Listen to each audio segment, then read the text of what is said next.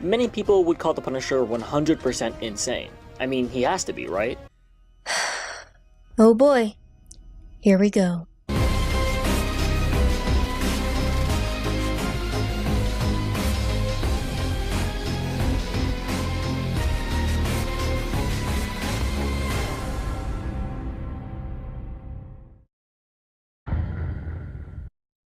Oh, the whole Punisher debate.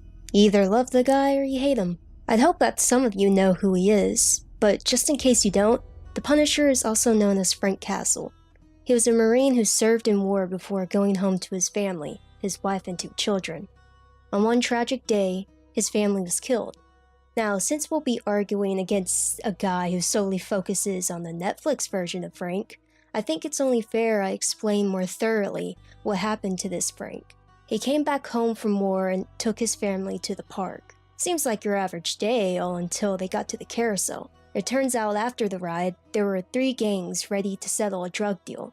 Things went south and Frank and his family ended up being caught right in the middle of it. This resulted in him being the only survivor. Months later, he's back on the streets and he's got a hunch for vengeance. Or, well, punishment, as he likes to call it. He uses his knowledge from the Marines to track down those responsible for his family's death, making sure it is truly eye for an eye. Using his skills as a Marine, he kills those responsible. Now, from what I have just told you, it may seem like he is 100% insane, but that isn't the case.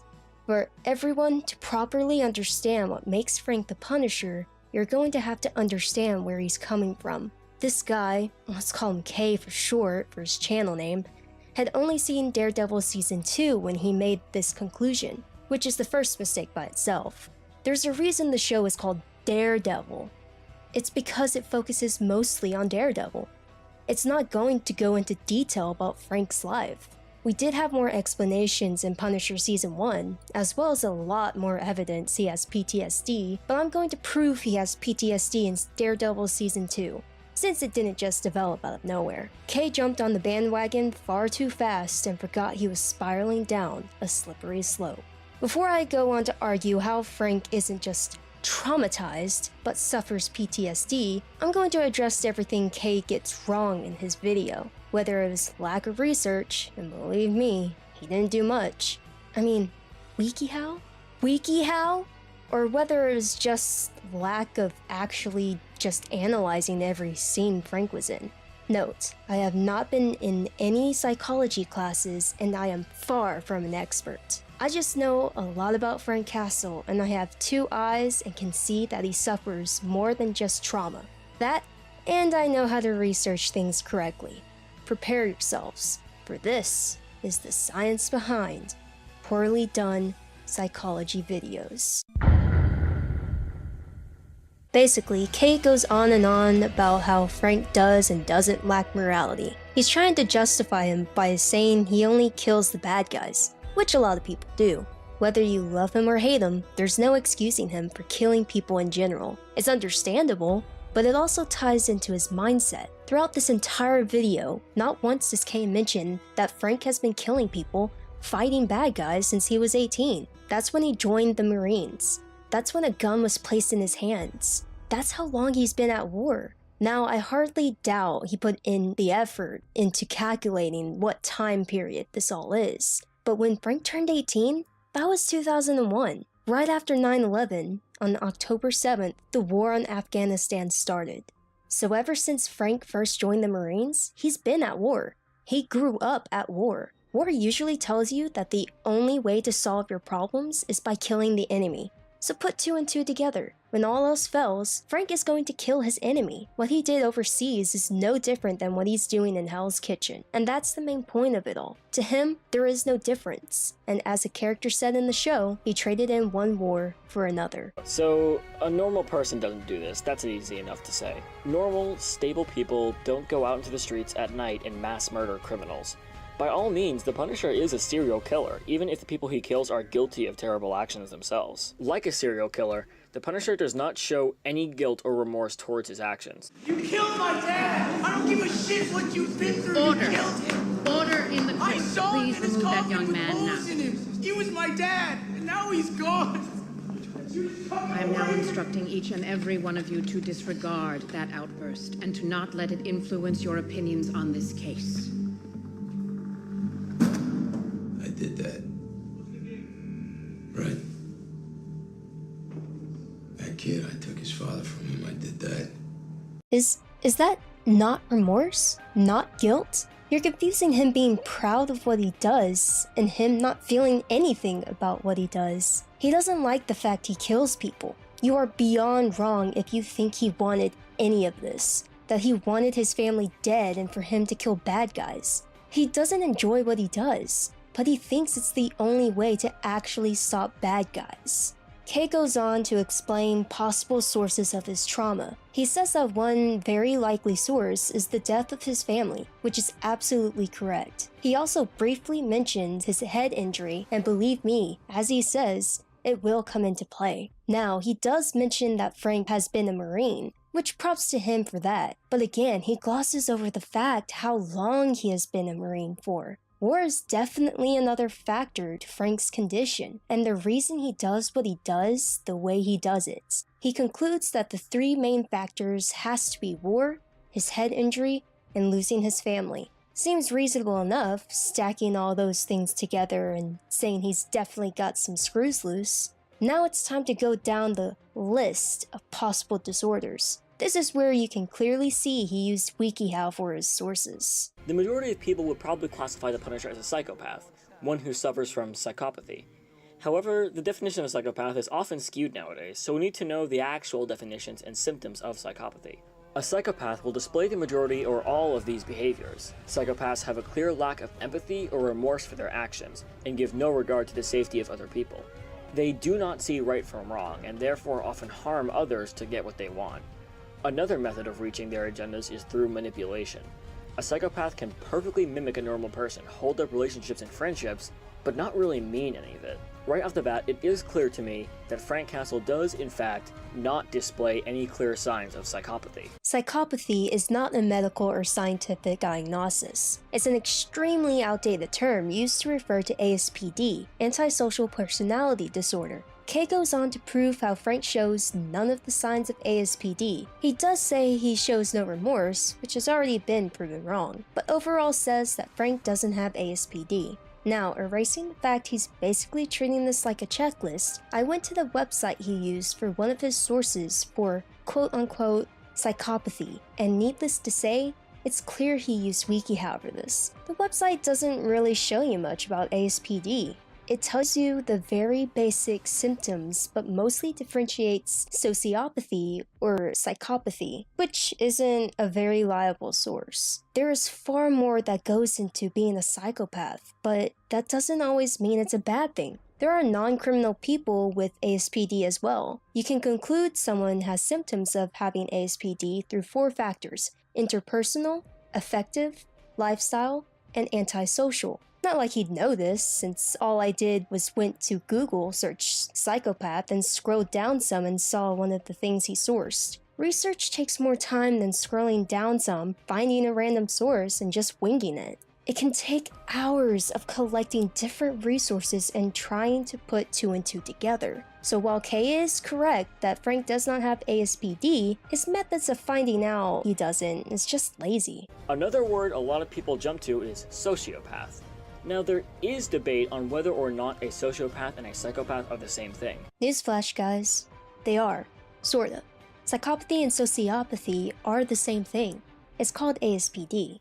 I, for one, believe Wow, good thing it absolutely does not matter at all what you believe. See, that's another problem I have. He says, I think, or I believe on things. Dude, I don't want to know what you think or what you believe. I want to know what science thinks and believes. This is called science behind superheroes, not opinions behind superheroes. I came here to see the science behind Frank Castle, and all I'm getting so far are your opinions and your skewed research. I really hope you don't go into a college writing class thinking it's okay to say, I think, because I'll tell you right now, it's only the research that should matter. Research and hard evidence. You provide evidence, but it's just the tip of the iceberg. If you're going to psychoanalyze a character, You have to dig deeper. That's what research is all about. That there are distinct differences, but just keep in mind that there is debate around it. That being said, what separates a sociopath from a psychopath? Here we go, everyone. We got it. WikiHow in the video. Oh man. Do I even need to go on? This guy is embarrassing himself at this point. Well, a sociopath displays most signs of a psychopath, save for one key feature. A psychopath could play it off as being a normal person, while this would likely be near impossible from a sociopath. Why?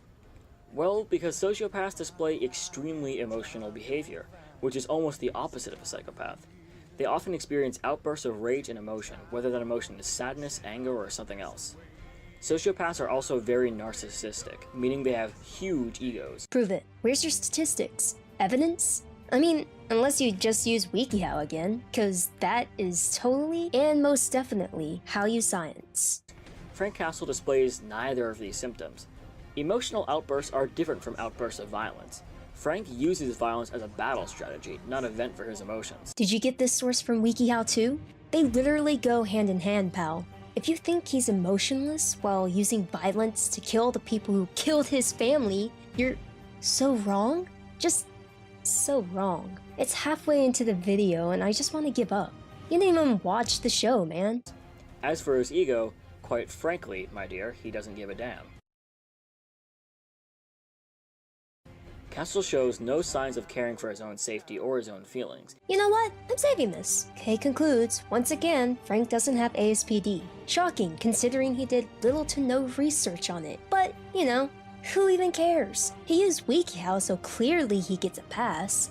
Do you guys understand how I don't take this guy seriously? How I've brought up the fact he used WikiHow for this segment so often? That's the point I'm trying to make. If you use dumb sources, no one should take you seriously. Improve your sources and most importantly, improve your terminology. Psychopathy and sociopathy are outdated terms. ASPD is the proper term for both of these, and if he did his research, he'd know this. PTSD is a mental disorder that results from traumatic events. Many veterans of war develop PTSD, and let me tell you, it's a doozy on the patient. Thanks for that update. Would have never guessed. A lot can result from it, but there are a few main symptoms. Sufferers of PTSD will often be haunted by nightmares of whatever actions occurred that led to their PTSD. For instance, veterans suffering from PTSD will often have dreams that detail their wartime experiences, like bombs, shootouts, or killings. PTSD doesn't just result from war, however. It is quite possible that Frank Castle suffers nightmares that entail the killing of his family. The killing of Frank's family is likely where the PTSD would stem from, rather than his wartime. We don't know the details of his wartime, but we do know that Castle only began carrying out his attacks after the death of his family. This leans me more towards the idea of the murder giving Frank PTSD, although it could be argued that rather than the source, the killing could have been a trigger for his PTSD obtained from wartime. However you look at it, it's unlikely that the Punisher suffers from PTSD. While violence is a symptom of PTSD, Frank is well aware that he is committing it. Most, if not all, sufferers of PTSD would not be fully aware of their actions, while it is clear that Frank knows what he's doing. However, these outbursts of violence aren't the only sign of PTSD that sufferers display. PTSD, huh? We think it would greatly help with your defense. Don't do that. It's an insult. Lots of veterans I'm experience not it. talking about me, I'm talking about them. It's an insult to them, people who are actually going through it. Let me make this clear. It's obvious Frank does not think he should use PTSD as a fallback for his actions. He doesn't like to be labeled with PTSD because he thinks it's an insult to those who suffer it. But that does not mean that there isn't something there. Now with the court scene, it was obvious that the doctor tried to make something up that wasn't PTSD. The doctor called it extreme emotional disturbance, and also said that any crimes committed under this disorder are just crimes of passion, negating Foggy's question of, is it possible for someone with this disorder to willfully premeditate a crime? Now, we all know Frank Castle. We all know Frank plans everything out to a T. See, if Kay actually did his research, he'd see that even though Frank's attacks are not crimes of passion, they are passionate crimes. A direct response of what happened to him and his family. He planned all of those murders. He planned to get captured by some of the murderers in order to kill them. In the comics, Frank was captain of the Marine Corps. In the show, he was lieutenant. You don't get to those positions without a brain. He is a highly tactical man, which is why people have such a hard time killing him. He is incredibly smart in battle, making him a difficult opponent to outsmart.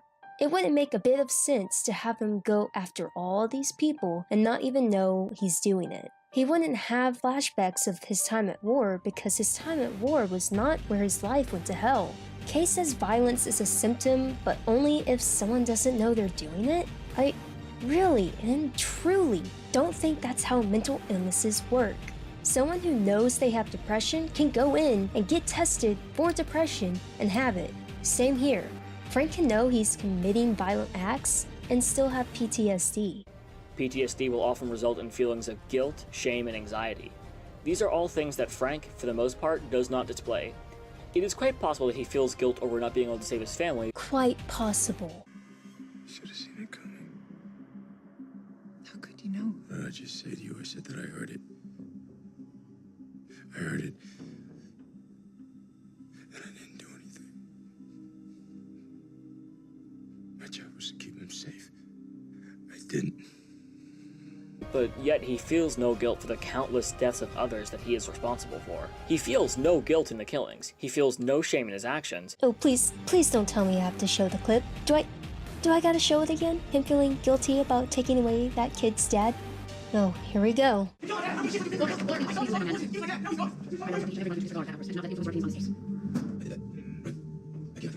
Kay keeps on thinking feeling guilty for his family's death and feeling guilty for killing people is the difference in what makes him have PTSD or not. And it so isn't. Dude feels guilty. He couldn't even look at a picture of his family.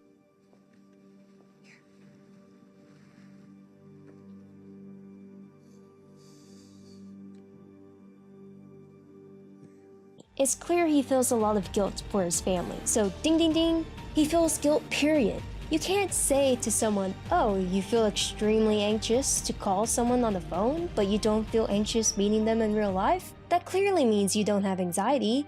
Like, do you see where I'm getting at? Mental illness does not just appear when you want it to, Kay, nor does it disappear when you want it to. If he had nightmares about something else than his family, but it all still sparked the same reaction, would you think those nightmares didn't count? Christ, you're so annoying with how you think this all works. He goes on to say how the symptoms he does show is normal for anyone with a tragedy, blah blah blah, neurotypical stuff, blah blah. Remember how I said Frank suffered a head injury the night his family was murdered? Head injuries have been shown to greatly affect personality. Take this real-life example, Phineas Gage. On September 14, 1848, Phineas Gage and other crew members of his were working on building a railroad. An accidental blast went off, and a large iron rod was driven straight through Gage's head. Miraculously, Gage survived with minimal damage to his body. However, the accident left Gage with a brain injury that changed his life forever. Once a reliable leader, regarded as the nicest guy on the team, Phineas became mean-spirited and unpredictable, very much unlike his former self. Phineas Gage had the iron rod break through his left frontal lobe, and if Frank Castle were to suffer a similar blow, it could be that the injury changed his personality, resulting in what I call a physical personality shift. Oh my god, this is not science. You literally cannot just make shit up. There is already a name for this, traumatic brain injury. But if you want to get really specific, there's also another name for this, pseudopsychopathy. And since you don't even know the name for this exact type of injury, including the frontal lobe and everything, assuming you didn't do much research into the topic too, is probably a no-brainer. While it does have the word psychopathy for it, I'll still use ASPD. Basically, this type of ASPD is resulted from traumatic brain injury, and it describes your case perfectly. No signs as a kid, grows up, and one blow to the head turns you into a whole different person. Again, research please. It's not that hard when you actually care and take your time to research this instead of trying to rush out a video for some views. However, I don't think this can be the case either. Gage and Castle's cases have one distinct difference. Gage never returned to his former self, while Castle often reminisced on times gone by and let some of his former self come out during talks with Daredevil and Karen Page. This suggests that there is no new or old Frank Castle. The Frank Castle we see is merely himself in a darker world than he used to reside in. First of all, no. Second of all, no. Third of all, no. Did you listen to anything Frank said about his past? Do you know War is pretty damn dark? You really think the Frank Castle we see on the screen is the same Frank Castle that he's remembering? Of course he's in a darker world, but his world was already dark because of War. His family was the only light in that situation, and if you take them away, he just ends up worse. That, and oh, throw in the PTSD, and the head injury, and the coma too. That'll sure change a person. Kay says he isn't suffering from psychosis either, but at this point, all of us can really care less about what he's saying he does and doesn't suffer from. He hasn't done his research, and I'm pretty sure he only watched the show once, minus all the clips he had to get together for this. So, if the Punisher isn't suffering from any of these things, then what's ailing him? What makes him do the things he does? What makes him insane? Well, one thing we can say for sure is that Frank Castle either suffers from or has previously suffered from severe trauma. Wow, Frank Castle has trauma? I would have never guessed.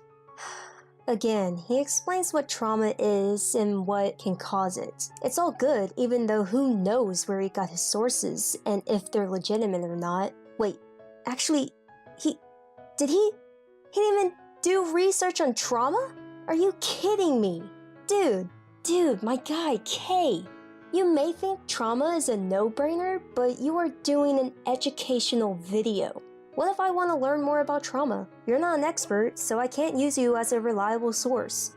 Man, you're killing me, Smalls. Absolutely killing me. Kay points out symptoms of trauma that Frank has, which, I mean, sure, he does, but I would be concerned if Frank didn't have trauma after literally watching his entire family die in front of him and holding his daughter's lifeless body as he got shot in the head too. Of course he has trauma. You're just greatly under-exaggerating how much he exactly has. However, there is one thing about trauma I haven't mentioned yet. It's not a mental illness or a disorder. Am I dead yet? My diagnosis? Nobody cares. That's it. That's really it. There's not any more to see of the video. Like, do you really care what his diagnosis was? Some guy who can't even research right and has only watched the season once? Yeah, we're done. In conclusion, don't make a video about things you clearly don't understand.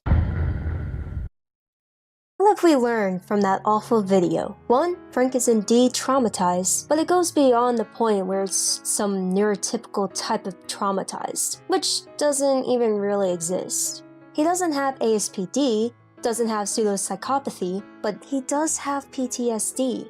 Let's go through the symptoms of PTSD and prove that Frank Castle has it. Frank Castle has been exposed to death and serious injury, not only at war, but when his family died too. They were killed right in front of him, and he was shot through the head. Specifically, he was shot through the temporal and right frontal lobe. Netflix brushed this off just to bring the skull into the occasion so Frank could put it on his Kevlar, but damage to those parts of the brain result in wacky behavior, and not to mention damage to his auditory senses. He was directly exposed to this and witnessed it firsthand. You think that there was not gonna be any tomorrow, see? The last time I see her, I'd be holding her lifeless body in my arms. Meat was spilling out of her head. The place where her face used to be. Granted, we are not shown Frank has nightmares in Daredevil Season 2, it is another symptom from him in Punisher Season 1. Daredevil didn't focus on Frank, so obviously we did not see the parts where Frank slept. But nightmares don't just develop out of nowhere. I'll keep it short just because it isn't in Daredevil Season 2, but this is another reason you should just wait until you have more information on a character before you declare any mental diagnosis on them. He has incredibly horrible nightmares, some he even wakes up and has a meltdown from. But moving on to distress after exposure from a reminder, well...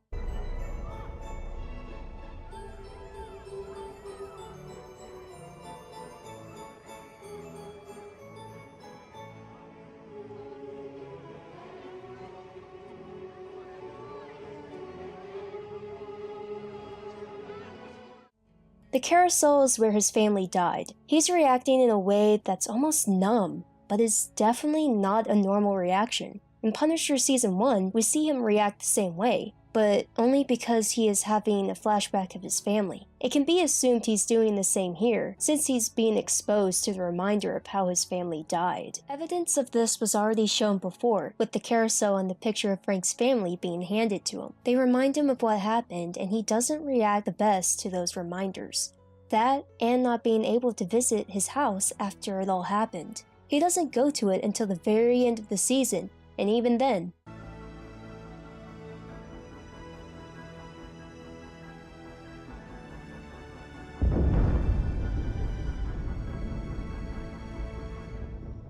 he makes sure it won't be a constant reminder after he does visit it. Frank says that he had a hard time remembering why he does what he does. Obviously, he knows he has killed people for his family, but he was so caught up in that he forgot why his family was worth doing all of this for.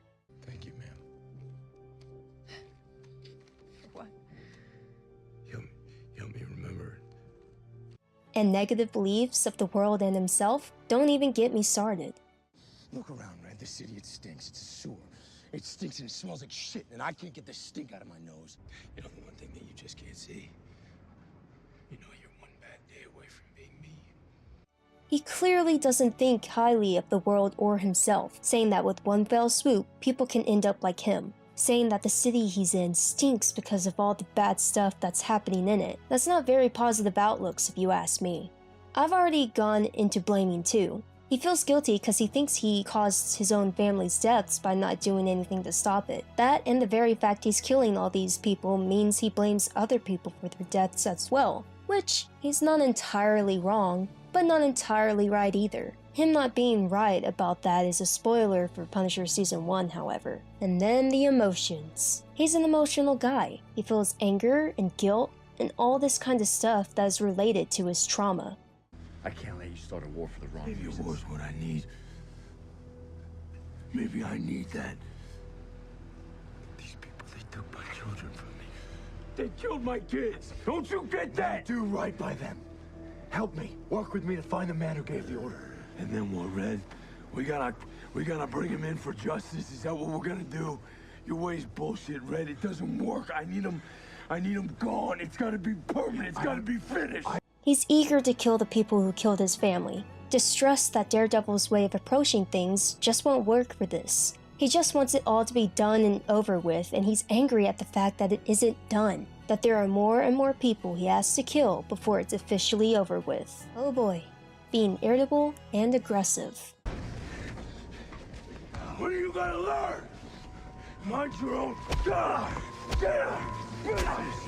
And that's only a snippet of that kind of behavior, self-destructive or reckless behavior. In one of the first actual scenes Frank is in with Daredevil, he gives him the choice of either shooting him or shooting another guy. Nobody who cares about themselves would ever put themselves in that kind of situation, but maybe he knew Daredevil wouldn't shoot him. But then, what's this scene about?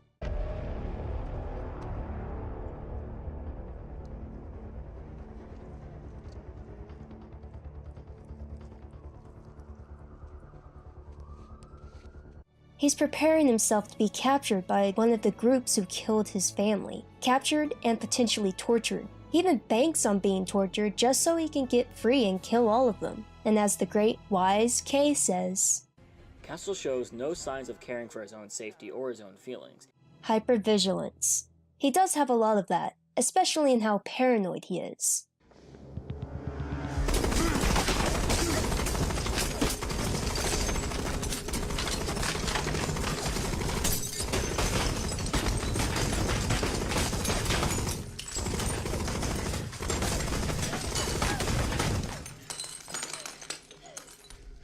As soon as he realized what was about to happen, he dove straight for Karen and shielded her with his own body. It takes some wicked senses and a very jumpy demeanor to be ready to cover someone with your entire body in a second. As for sleep disturbance...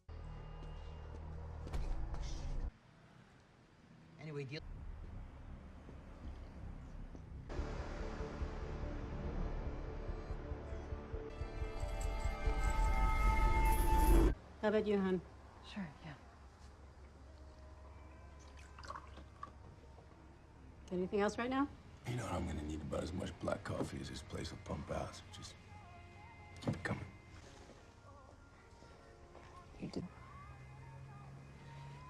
You're honest. You. Man drinks like 20 cups of coffee a day. Why else would you need so much caffeine? Now, seeing how Daredevil Season 2 takes place during July all the way to December, we can assume it was more than 1 month with all of these symptoms for Frank. The timeline is a finicky thing in the MCU, so we can at least assume Daredevil Season 2 took place over at least 2 or 3 months. Criteria G and H aren't nearly as important, since Frank doesn't have a job, nor does he socialize at all. That, and this isn't the cause of something else, just his family's deaths. With all these criteria combined, it's obvious that Frank has PTSD. With enough research and enough time dedicated to rewatching scenes, it's incredibly easy to spot. You don't have to research hours upon hours for different mental illnesses that a character could potentially have. You really don't. All you have to do is identify potential symptoms a character has and add them up to a diagnosis that has the symptoms. You don't have to make up anything or in case instance, just not research into the thing you're talking about to make sure if it has a word for it or not. All it takes is some dissecting and a basic understanding of how the human mind works.